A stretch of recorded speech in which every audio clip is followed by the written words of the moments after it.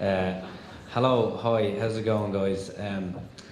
Yeah, well, I was in the same. When I chose to send the first letter that I sent, I was terrified. I really was terrified. But as the lad said, it felt a lot better, and it feels really good when you get back something and it's not a contract, terms and conditions or something. But well, I was going to share my story with you. I do a show called Take the Red Pill, which is kind of about this stuff. I do a comedy show, and I was recently in the States doing it, and I'm doing it at a lot of the Occupy groups, which is a bit of fun because they appreciate it because they have a lot of knowledge. And after what you've heard today, I think you guys will appreciate it, a little bit of it even more, because you'll understand it or stand under it or whatever. Basically, it's my story, how it started. When I used to be a banker, I worked in a bank, and I did what most people who work in banks do: copy, paste, enter, copy, paste, enter, over and over again. And the only reason I was there is because I wanted money. But when I got money, I wanted more money, so I bought a house, a 4-bedroom house with a swimming pool in Florida. And I've never seen the house. I don't like America. I don't even like swimming. I only got it because I wanted money. But then there was kind of a problem, because I quit doing banking, and I became a comedian to save this world, one endorphin at a time. But then that doesn't pay as well. That pays in laughter, which is worth a lot more than the currency we use. But the banks don't accept that as currency. But I did offer to pay them in my jokes. That was my first offer. But they refused, the fools. But I gave them the silent treatment when they sent me the letters and the phone calls when they rang me, because I didn't really know what to do. And then, I read Daryl's book, The Blank of Ireland, and I looked at other information, and I asked other people, and I got more knowledge, and I thought about what I should do. Because this guy turned up at my house. Well, not my house. I'm not stupid enough to give the bank my real address. But he turned up at my mother's house, and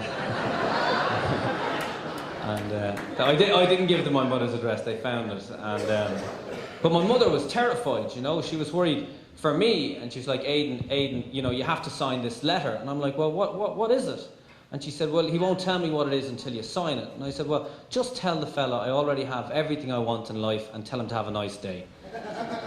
Yeah, but my mother, she wasn't cool with that. She was like, look, aiDan, you have to sign it. If you don't sign it, you'll go to prison. If you go to prison, you'll get abused, thinking your poor mother is sitting at home worried about you. I was like, Mom, if I go to prison and I get abused, and I'm thinking of you, then we have a problem.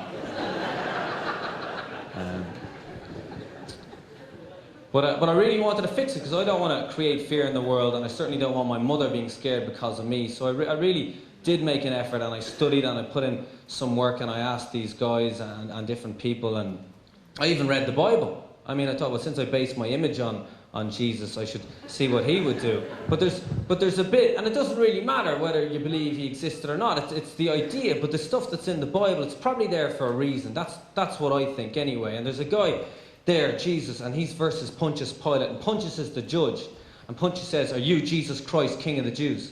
Now Jesus doesn't say yes. He doesn't say no. He says, "Is it you who say I am?" Now that's brilliant. Think about it. Imagine if I'm in the forecourts. Are you aiDan Killian? Who's asking? Because you see, if he said yes, he'd be saying yes to being a name, and the court might have jurisdiction over the name, and he could lose. And if he says no, he's in dispute, thus causing controversy, and again he could lose, and they'd have jurisdiction over him, and he'd lose. So by answering a question with a question, that's ingenious. Now, I know it didn't work out perfectly for Jesus in the end. But I think he was onto something, So I get this call from a private number. Now, I know a lot of people in debt are smart enough not to answer private numbers. But I believe that the universe loves me and likes to give me positive little surprises every now and then. So I say, hello, is that aiDan Killian speaking? Why would someone ring me if they don't know who I am? Who's speaking, please? Is that aiDan Killian speaking? Who's speaking, please, and what is this in connection with? Oh, hi, it's Veronica here, ringing from the bank. Thanks, universe, thanks a lot. But wait, maybe it's not a bad thing. Maybe she's not ringing from the collections department looking for 372,000 euros that's never going to be paid. Maybe, just maybe, she's ringing to tell me the truth. That money It comes from nothing, it's backed by nothing, and therefore all debts and all mortgages are just an illusion. Fuck it, maybe she's ringing to apologise on behalf of her employers for their greed and corruption that's caused such misery to the beautiful people of this country. So I say, hi Veronica, how can you help me?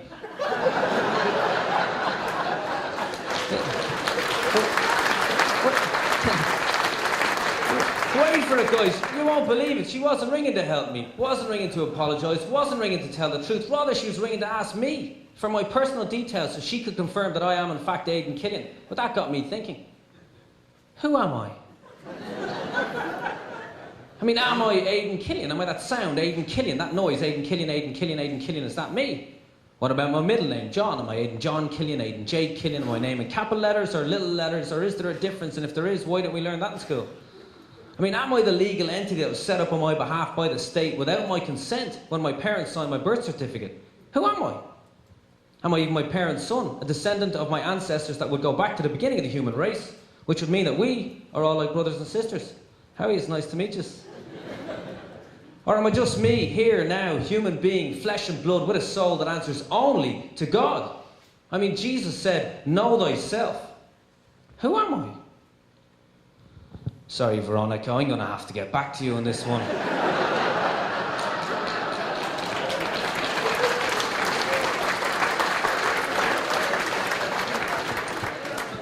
She put on the business voice, the serious voice. Look, aiDan, this is a serious matter. We need your details for security purposes, and may I remind you this call is being recorded for training and quality purposes. Quality purposes, recording conversations. How about don't gamble billions of euros that you don't own for quality purposes? This is an important matter, aiDan. Do you understand? Do you understand? Well, do I understand? Understand, according to Black's Law's dictionary, means stand under. So the question is, do I stand under Veronica from the Bank of Ireland? And no, I don't stand under Veronica or any person at any bank. The only being I stand under is my creator. Or possibly my girlfriend, if that's what it takes. But I can't say that to Veronica. She'd think I'm crazy. God forbid some person working in a bank who consciously or unconsciously is creating negativity in this world thinks that I'm crazy. So I speak in her language, the language that I used to use when I worked in a bank. Hello, Veronica. Of course I'm willing to comply with all of your procedures. However, I have some of my own procedures that must precede your procedures that I'm authorised to carry out by myself. Now, it's my policy here to record all incoming and outgoing calls for my own personal amusement. Do you understand? Good. I'm going to ask you a few essential security questions, Veronica, and as soon as you answer those questions, I will answer whatever you like. But just before I ask those questions, can you please hold? I like the flowers, I like the daffodils, I like the mountains, I like the rolling hills, I like the fireside when the lights are low. Here comes my favourite bit, Veronica. Bum-de-yaddy, bum-de-yaddy, bum-de-yaddy, bum-de-yaddy. How are you, Veronica? I'm back. I chose that song because it represents beauty, love and nature, everything that's important in this world, but let's get back to those procedures, shall we? Okay, as I said, as soon as you answer these questions, I will answer whatever you like. What is your second name? What's your date of birth? What's your address? And what are you wearing? I'm not answering those questions. Well, Veronica, I'm a busy man. I'm about to go and write a joke, so why don't you give me your mobile number and I can ring you later on at my convenience and we can continue this conversation. I don't want a stranger ringing me on my private number. Well, you know what, Veronica, you're right. So don't ring me again and have a nice day.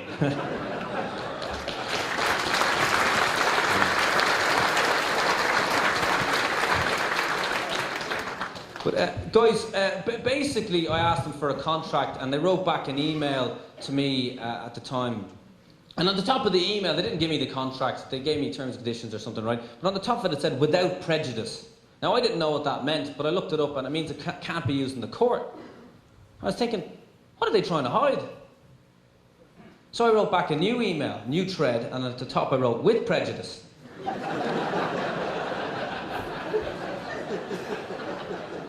You, as having fiduciary responsibilities to me, must produce these documents on time and on demand. You've got 72 more hours on my honour alone to produce these documents, and if you do not have them, the loan does not exist. With love and respect to all of mankind, aiDan. Now, it didn't come, the documents never came, and that got me thinking, why not? And I thought it had something to do with derivatives, because I used to work with derivatives, and it's quite simple, really, because they get thousands and thousands of mortgages, they put them in one deal, they call it something like an asset-backed security, and they sell it all around the world. So I was thinking maybe they just don't have it, because they sold it. But then I realised that there never actually was a contract, because going back on what was already covered, I signed what's known as a promissory note. This was used as an asset to create the money. I signed a promissory note, bit of paper, used as an asset to create the money. So actually, I created my own money, and behind my back, they made money from me with derivatives. So I never owe the money. They owe me money, but I believe in debt forgiveness, so I let them off.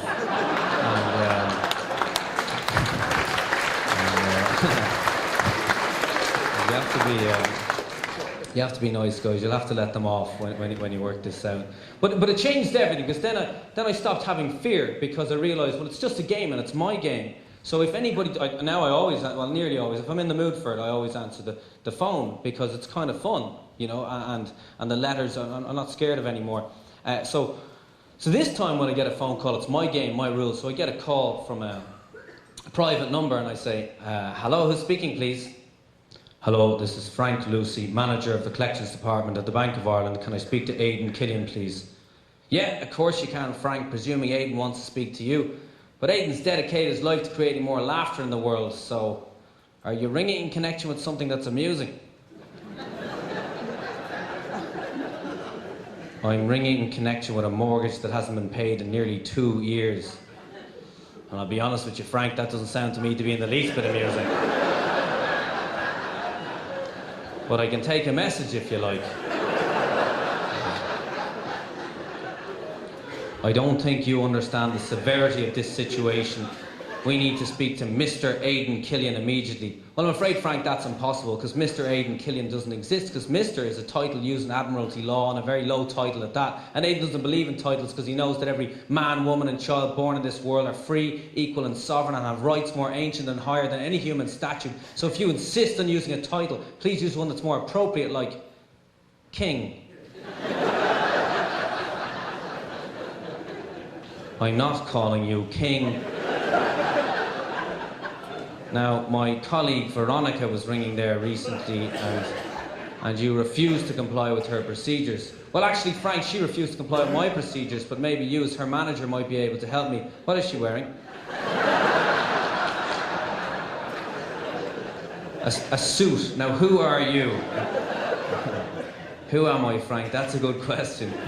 Because I've been thinking about that lately, and I haven't got all the answers yet, but this is where I've got. I'm not a name, I'm not a number, I'm not a legal entity, I'm simply a child of the universe. And but what you need is a name. So for the purpose of this call, you can call me Robin. Robin Banks. I'm not calling you Robin. Now, you're making a mockery of this situation. And if you continue to make a mockery of this situation, I'm going to have to pursue legal action. Legal action? That means I might get a letter. And on the letter it might say something like Mr. aiDan Killian in capital letters, and I might think that's got something to do with me, and I might open it, and it might say something scary like summons, and I might not know what summons mean. I might think I have to go somewhere, but who can summons me? I don't have a king, I am a king.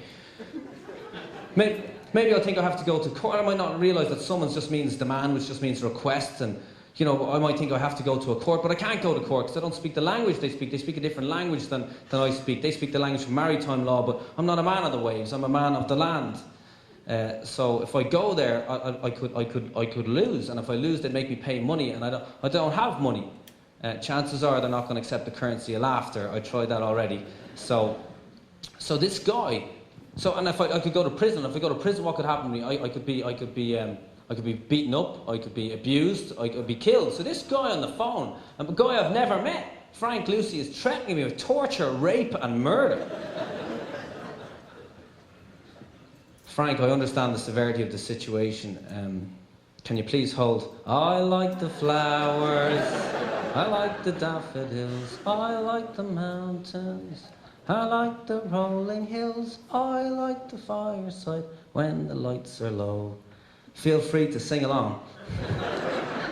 Bum-de-yaddy, bum-de-yaddy, bum-de-yaddy, bum-de-yaddy. I was talking to Frank, but anyway. Come here, Frank, I'm just playing with you. I'll answer any question you like. Under one condition, the next time that you ring a human being, make sure that you have a lawful, valid signed contract. That's a piece of paper that says contract, that's signed by the person, human being you're ringing, and you or anybody else from the bank. And if you have that, ring them. And if you don't, well then question everything that you're doing. Now, what would you like me to answer? Well, for a start, how do you propose to pay this mortgage?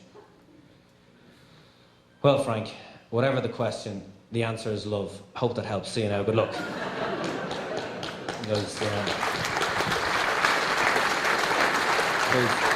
Thank you. Thanks very much, guys.